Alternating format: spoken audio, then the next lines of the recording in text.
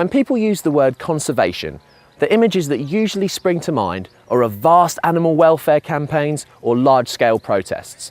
But the reality is, conservation starts right here, with the animals, the staff, the keepers, and most importantly, every single person that comes to visit the zoo.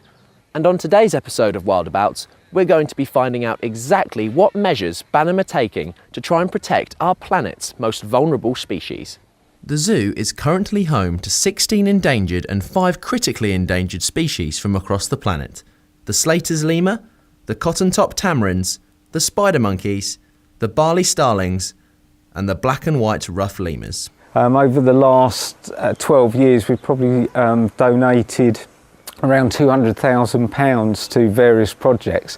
Last year alone, we donated £33,000 to work with Grevy's zebra, cheetah, the Slater's lemurs that you see here, tiger conservation, and they're all really important field conservation projects with really important work to be done.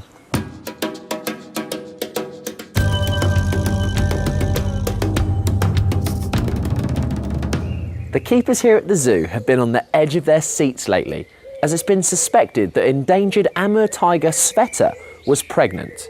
And after keeping the staff waiting for around 3 months, she's finally given birth to 2 healthy twin cubs.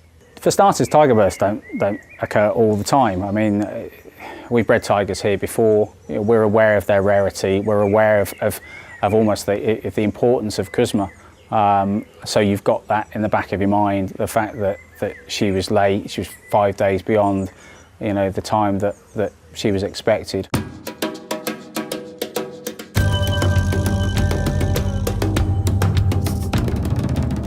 Kuzma, the male Amur tiger here at Banham, is a high priority in the European breeding programme, as his genes are as yet poorly represented amongst the European captive population, meaning that these cubs and any offspring he may have in the future will serve to strengthen the gene pool and help to further the goal of a healthy captive population.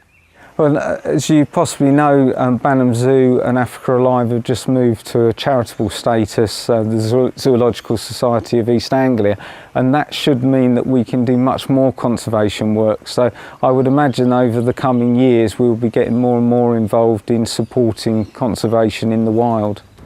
With the zoo involved in so many global projects, it's imperative that it maintains support from members of the public so that continued conservation and preservation of all of the endangered species here can continue. If you'd like to find out more about the breeding programs or conservation projects we've talked about in today's episode, you can do so on the Banham Zoo website. But in the meantime, make sure to get yourselves down here and check out those tiger cubs. We'll see you next time on Wild About.